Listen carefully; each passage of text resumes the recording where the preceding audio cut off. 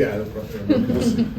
Matt, talk about what this means. I understand the season is a long ways from over, but what does this mean for your players, the seniors, including Mason? What does this mean for those guys? Yeah, just a great accomplishment to be able to win back-to-back Big Ten championships, and it's hard. You know, you play 20 games, and anytime you talk with a coach about the accomplishment of winning your conference and grinding it out, how familiar people are with you. You know, it's a very difficult task. So just happy for our entire team, but really happy for our seniors. You know, those guys have hung in there, they've been very successful, and they've done things the right way. Matt, way back here, sorry. There's an element of rolling it back from last year, but there's been individual growth within some of the guys who came back, probably none more so than Braden. You know, this time last year he was kind of struggling a little bit. What does it mean for him, for you, that he's been so integral to your success? I mean, he played all 40 tonight. Right. And he's obviously been hugely. Yeah, just, you know, tonight he was a two-way player. Like, I thought his defense was just as good as his offense. You know, he made all of his threes. You know, he rebounded the ball. You know, didn't have as many assists, and I think that really came to Michigan State's ball screen defense. I thought they did some things just to get the ball out of his hands, but we also felt like if we could throw the ball back, we could throw the ball directly into Zach, and so that's what we were going to take. You know, I think we probably set a record for the most post feeds from the top, you know, that we've had this year. But Braden's been fabulous. You know, he shot it well, he defended well, he rebounded the basketball. We just needed to be aggressive. Like, other night he was 3 for 14, and, you know, I didn't think he took a bad shot. You know, he's 3 for 14 earlier at Indiana, and we had a quality win at their place, and I didn't think he took a bad shot. And so, like, just getting him to be on the hunt and to look for a shot, and to look, not just when he has the ball in ball screens either, like, look for your shot when they double Zach, look for your shot in transition, and just, you know, stay aggressive. But he's really good. Like, I know I said it, and I think, you know, we're all biased in who we coach, but I wouldn't trade him for any point guard in the country. Matt, the second half you guys jumped out to a good start, especially the first 5 minutes defensively. Right. And then what did you guys have to do to kind of hang on? It got real choppy, a lot of just fouls, and was it hard to kind of keep a rhythm as a team? Right, I think you nailed it right there. Like, stop fouling. You know, like, don't get into the bonus. Like, we got into the bonus pretty quick offensively, but we got in the bonus pretty quick, you know, defensively. And, you know, Michigan State was making their free throws. We weren't making as many. We had some breakdowns from a defensive standpoint, just some easy roll and replace and some different actions that we just botched.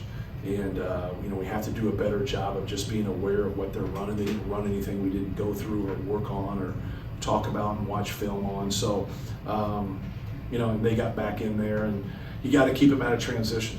You know, I think it's important. I thought in the first half we did, and then they made some shots and did some good things offensively. But, you know, when you're not forcing any turnovers, you can shoot a lower percentage.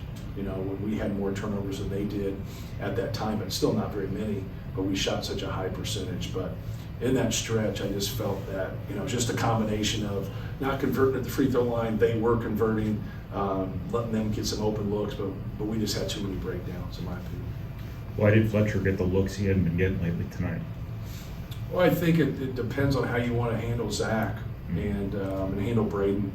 And I think a lot of them is opportunistic, and, you know, he's still, you know, he shoots the ball 9 times, so it's not like he, you know, got a bunch of, but he made the most of it, obviously going 4 for 6 from 3 and knocking it down, only having 1 turnover.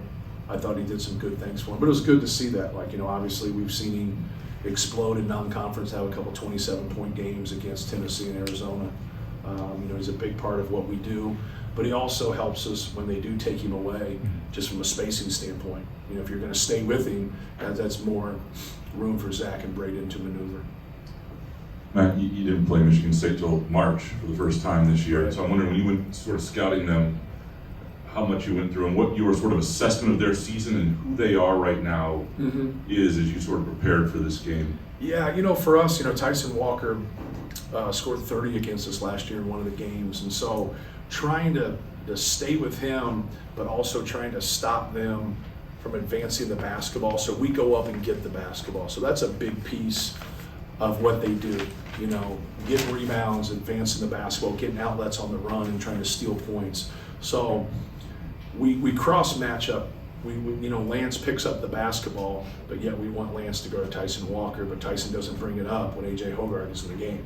So on dead balls, we flip that then to try to put in Lance on him. But I thought Braden did some really good things defensively. I thought it was one of his better defensive games.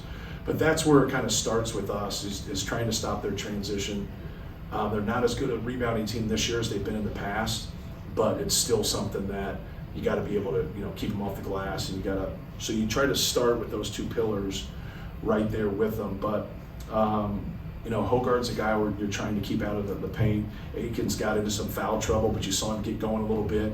He had back-to-back three-point plays. He gets fouled on a three-point, and then he gets the and one. So like trying to get those guys bottled up to the best of our ability. And then Malik Hall has played really well in February. So trying, if you look at his stats, you know, in connection with their success, when he plays well, you know, it really helps him. Right? Does the Booker kid coming out late change them at all? Is it too late in the season, or is it? No. Anything's possible. You know, I think, you know, bringing him in to go against Zach offensively, you know, to spread the defense and knock those 2 threes down, was there. Obviously, that, you know, that's our mismatch on the other end. Then, like, that's a little bit too much for him at this point. But they got a lot of bodies that they run in there. But no, he's a talented kid. He's got you know, a bright future in front of him. Matt, I think that this team is happy to win a championship, but probably looks at this game as a whole and says, we made a lot of mistakes, a lot of room for growth still here in the last 2 regular season games and moving forward. Is that where the maturity maybe comes in a little bit? Is these guys know that they won, but they did not play a perfect game? Yeah, I wouldn't say as much. You know, we didn't make our free throws. So if, like, you make more of your free throws, you're going to be able to push this game out a little bit more. And they did make their free throws. So, you know, give them credit for that. But, you know, we just weren't sharp in some basic things defensively. But yet I thought, like, Braden did some good things. I thought Lance did some good things jamming the basketball. Cam Heidi came in and did some good things. But we just got to clean, you know, some things up and be more polished. But yeah, you hope the maturity of an older team understands that this could have this could have been a loss, right? And, you know, we got to be better on the defensive end. And then we just got to keep executing offensively. That play that Mason made in the second half, where he just kind of chased the weak side rebound and just kind of smacked at it and got it back to Zach for that N1. Right. Was that kind of Mason's career in a nutshell? Yeah, you know, Mace, you know, he's good on those free throw stunts of just, you know, streaking, getting around guys, keeping the ball alive. That was a huge hustle play for us. But no, he's, you know, when the ball's loose or, like, you know, those long rebounds, kind of 50-50 balls, you know, Mason's got a good nose for things. Hey, Matt, talk about the alumni. You and Coach Katie have been here a long time, and so many of those guys come back all the time. And but what does that mean, you know, winning these championships, having Coach Katie here, just Right. kind of the family? Well, this was great, you know, for him to go into the Hall of Fame and for us to be able to honor him. And, you know, can't honor him enough, like, for all he's done, you know, for Purdue basketball and our athletic department and myself. And but it was just great for us to be able to get our 26th Big Ten championship, and he's out there on the court with us. And, you know, he's a good dude. Like, you know, people that just see him, you know, in competition and how he is and his scowl and all that kind of stuff. He's one of the nicest people you ever meet. And, but he loves winning. I know that. So I know he enjoyed, you know, being here, and our guys enjoy having him around. As kind of a Big Ten historian, it goes way back with this conference. Does this one mean a little more to you personally, given what the Big Ten's going to look like next year? It looks so different. The schedules are going to be so jacked up.